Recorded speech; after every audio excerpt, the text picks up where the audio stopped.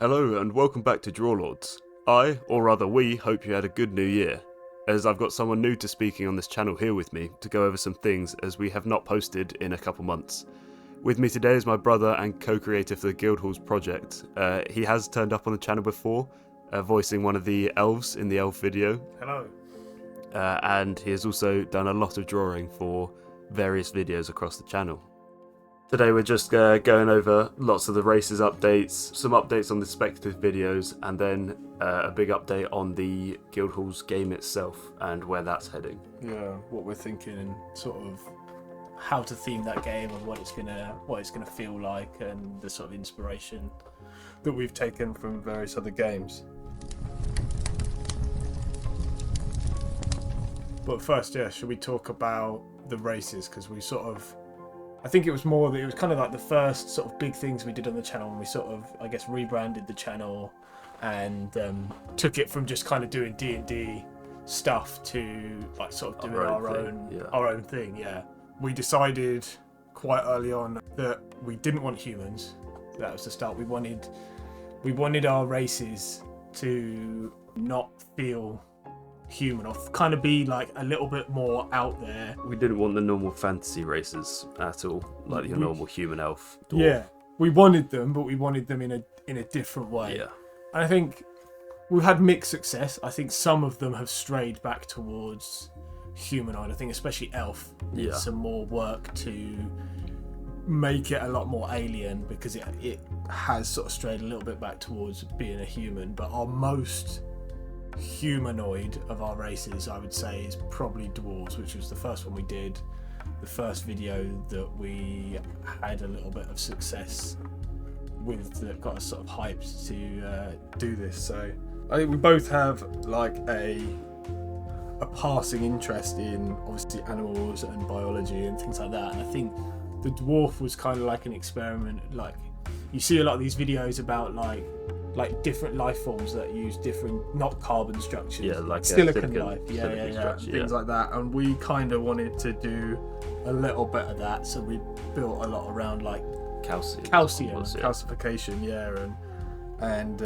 if you've seen our dwarf video, we talk about links there. Yeah, we talk a lot about the calcification of their skin and how that's basically what limits their age, and they're kind of like crustaceans in the way they just continue to grow.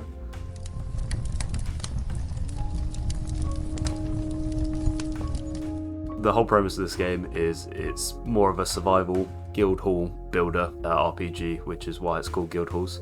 So you have a patron, and then you have a cast of various different characters. Depending on how many players you have, it can be one each, or we're trying to get it so that you can play multiple characters. If you're just on your own, you can almost have a solo, or like one or two players. If two people are playing, you could have one person sort of playing the game master sort of role, and the other person almost playing a party of four solo. The game's mostly based on exploration. Yeah, I think in regards to the map, it's sort of going to be taken from sort of those classic D&D modules of like the hex crawls, sort of like a hex map where you would just put these sort of hex tiles down as the players push further out, with the guild hall being the hex in the center, and then as you push further out, you find these new hexes, and these hexes sort of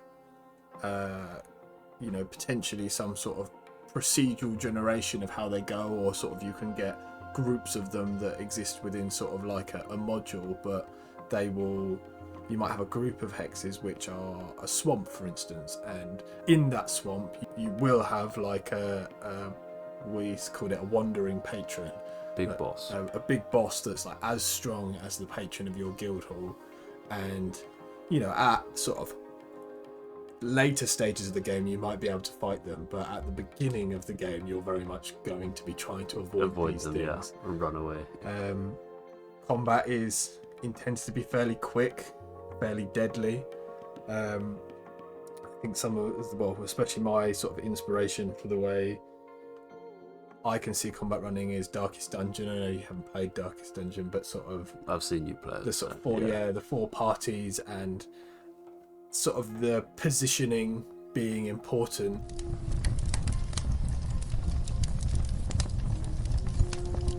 As for the mechanics, it's going to be more of a...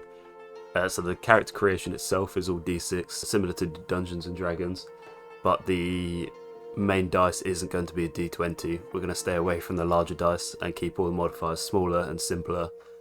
So most likely it will be D6 based, maybe D8 or D4 for other things, but the main mechanics are generally going to be D6. Yeah, and we, have taken those 6 stats from Dungeons and Dragons and changed them slightly, renamed them. We've gone for power, reflex, fortitude, grit, flair, and intellect.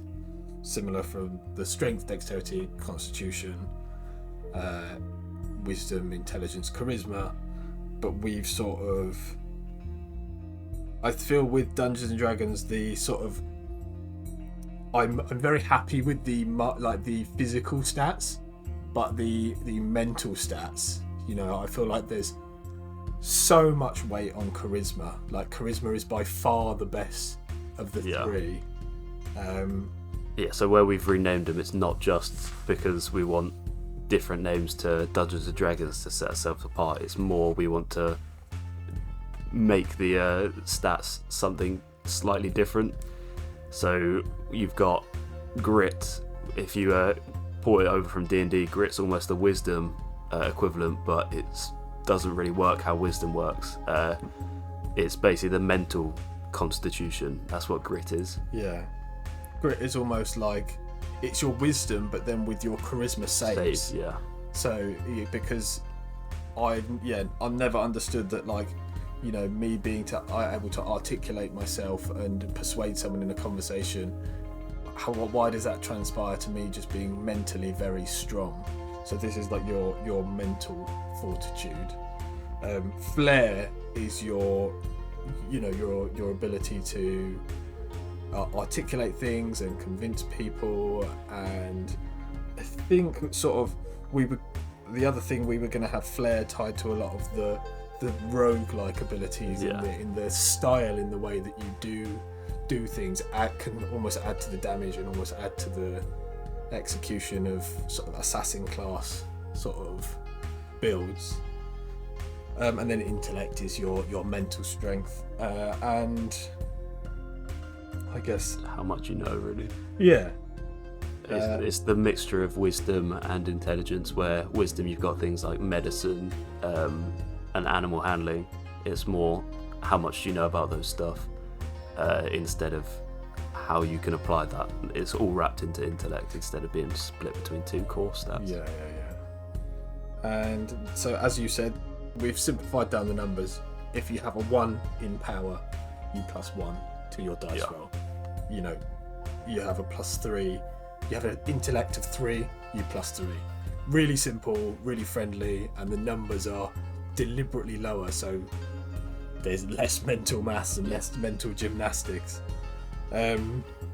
Now we can go back to the races, because we have to roll your stats. We've decided on it being you roll a d6 and you -2 from that number for each of your 6 stats. You can then allocate them wherever you want, and then the races will give you a bonus to 1 of those stats. Yeah, exactly. Each of the 6 races gets a flat +1 to each of the 6 stats. So the maximum you can get at the start is a +5, and the minimum you can have is a 0. Obviously, as it's a -2, it's weighted towards the lower end, so we're not going to have massive bonuses to everything unless you're really lucky.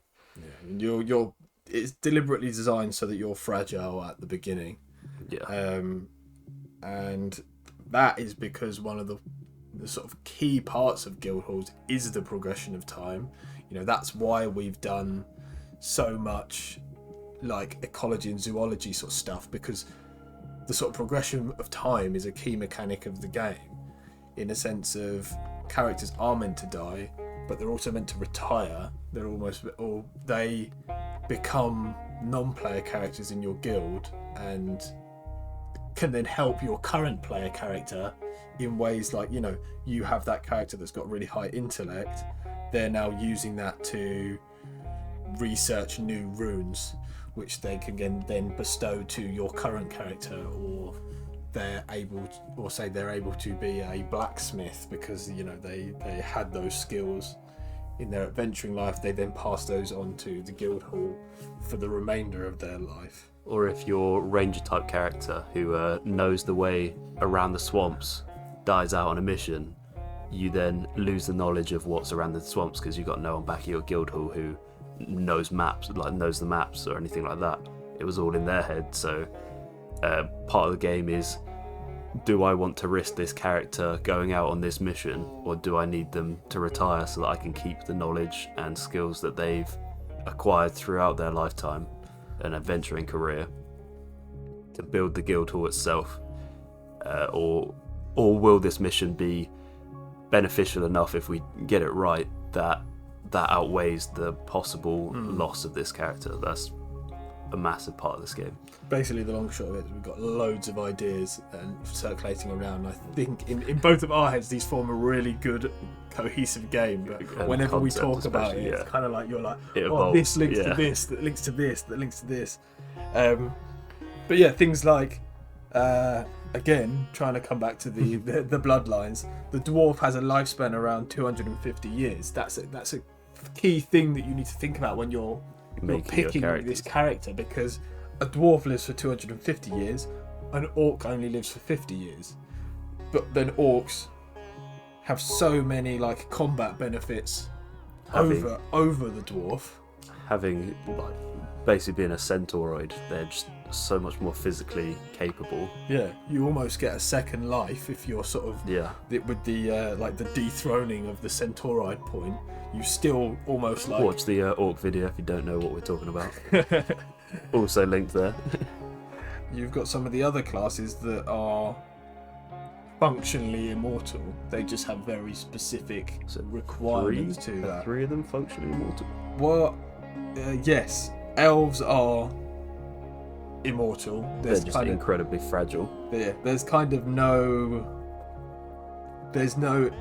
immortal, but you're just immortal. Well, I guess, but you're really fragile, and you're sort of,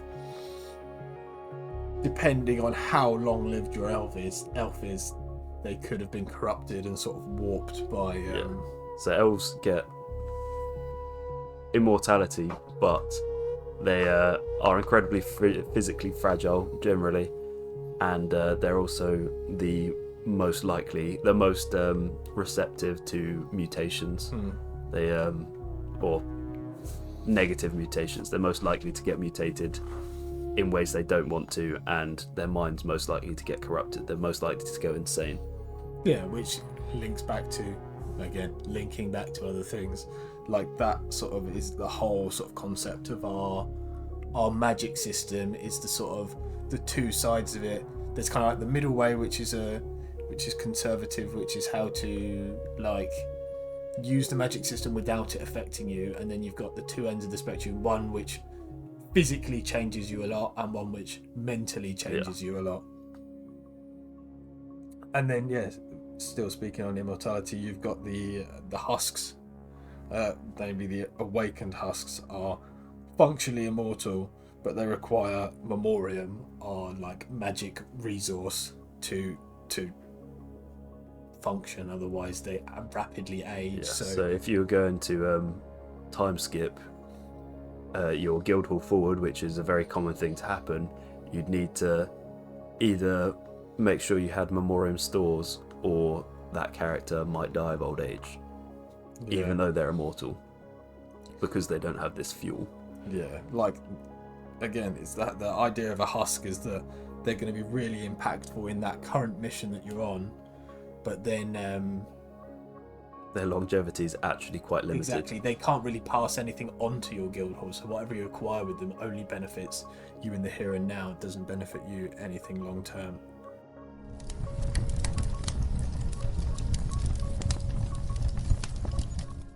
So we've kind of done the part of the Guildhalls update. We've done the races now.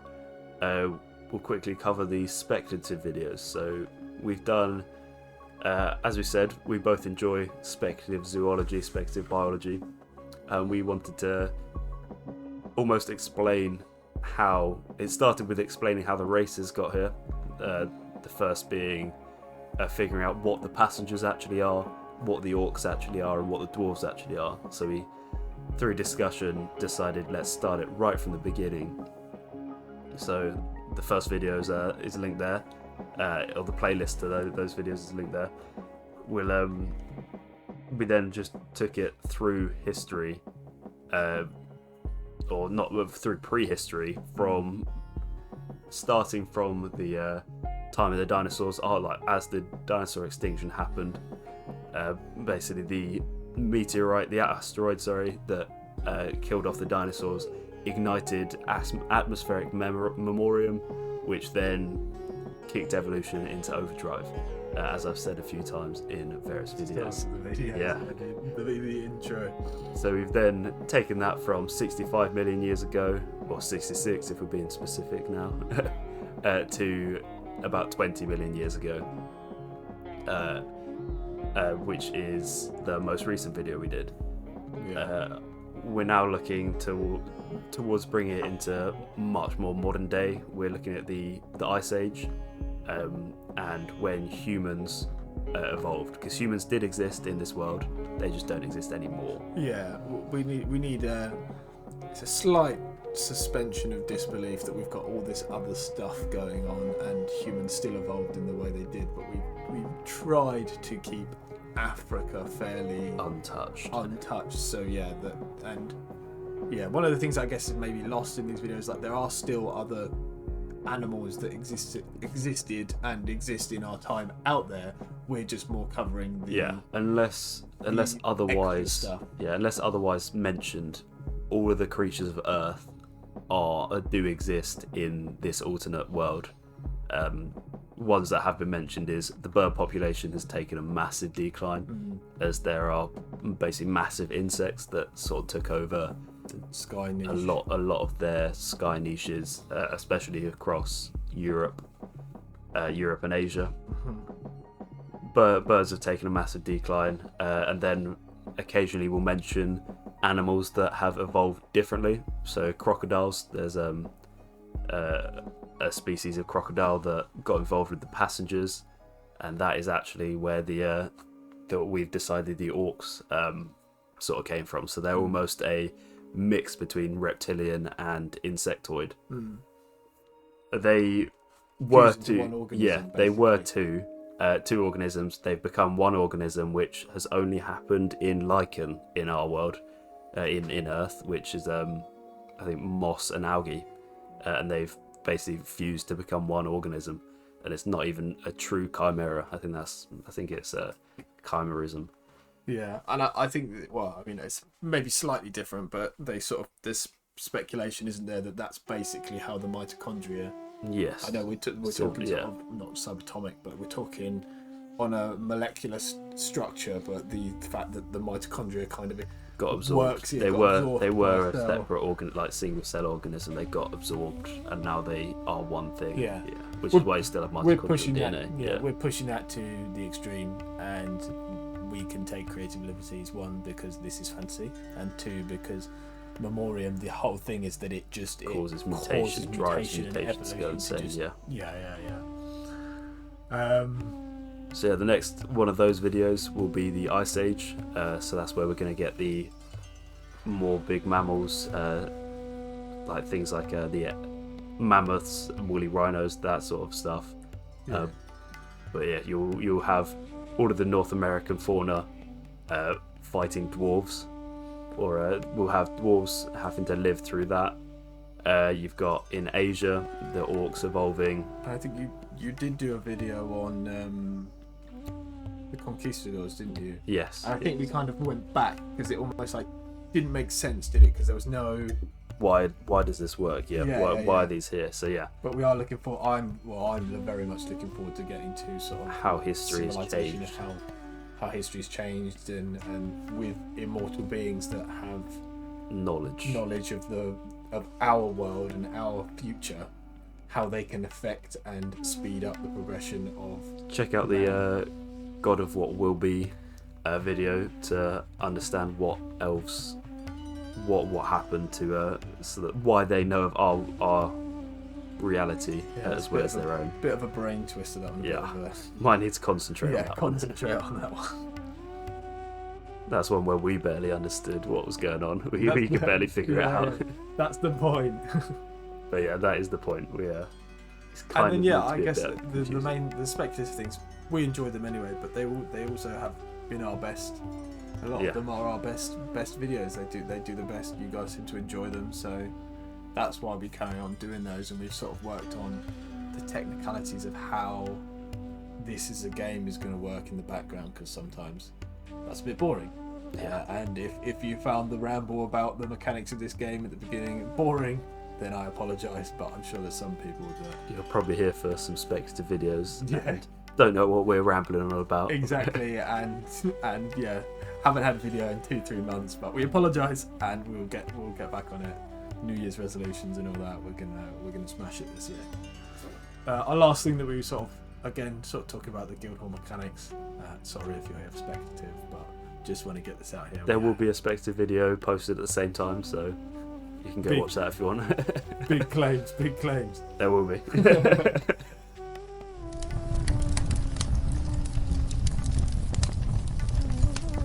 And the last thing is the skill tree. I think we decided one big change again. D&D being our baseline, what we've played for a long time, stripping away from that, what we did and didn't like, taking little bits and discarding the rest. Classes being so rigid, but then a lot of the sort of interest coming from multi-classing. Why not make that the sort of a key component of the game? You'll see on the screen is probably some early drafts, and then our sort of most current draft of the skill tree being that as you go out and eventually you will collect XP. When you get back to your Guildhall, you can assign that XP to your character following this sort of skill web tree, which allows you to sort of go towards things that bump up the certain stats or lean towards the certain stats. They are, and allow you to unlock the use of the magic system, or use of like a lot of the ranger-like abilities are the ones that towards the like reflex and the intellect side, which are quite interesting. They're the ones that sort of let you explore in greater, in a better way and more proficiently. And I think while combat is a large proponent of this game, the heavy focus is on the exploration and on the sort of base building as the two sort of one of the ideas pillars that we had with this game is you almost go from a zoomed out perspective where you've got your Guildhall and this exploration. You send someone on a mission, you then zoom in, you fight something, zoom back out, you move them somewhere else, you zoom back in, you fight something, you explore like maybe some ancient or some old trove of technology. You zoom back out, you move them somewhere else, you decide, we should try and get back to the Guildhall now. You try and do that, you zoom back in if you encounter anything, zoom back out, you're now in your Guildhall. So when you zoomed in, obviously it's in real time, but then you zoom out, days can, like, you can go, okay, we spend 5 days moving from this hex to that hex, nothing happens, you zoom back in 5 days later, or you go again, okay, nothing happened, we'll go another 5 days, sort of thing. And then when you completely zoom out to almost your patron level, you can then go, okay, we've completed everything we need to this decade, let's fast forward a decade. And then you go over what happened in the Guildhall over that time, if you had things that built, so before you time skip, you'd be like, we've got all the resources to now, and we've got a blacksmith, we want to build a blacksmithy, let's fast forward 2 years, we now have a functioning blacksmithy. And then you zoom back in again. Oh, my character's 2 years older. Oh no, my character died of disease. Our remnants exploded, and Our husk aged, and the dwarf and elf are still chilling.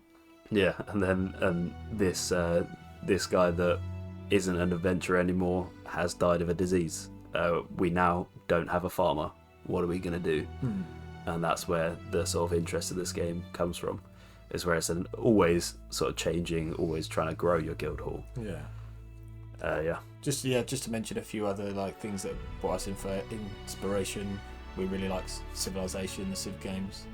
And we were on a holiday in America, and we played the entirety of Crucible through, and I think that was one of the key sort of games that stuck with me and made me think I want to do this sort of lineage progression style of game somehow, and I really like the concept of having the generations and them inheriting the traits of the players before. So I think that's everything. Thanks for listening to us. If you've made it to here, thank you for that. And we'll be getting a lot more videos out a lot sooner than 2 months. We will catch you guys in the next one.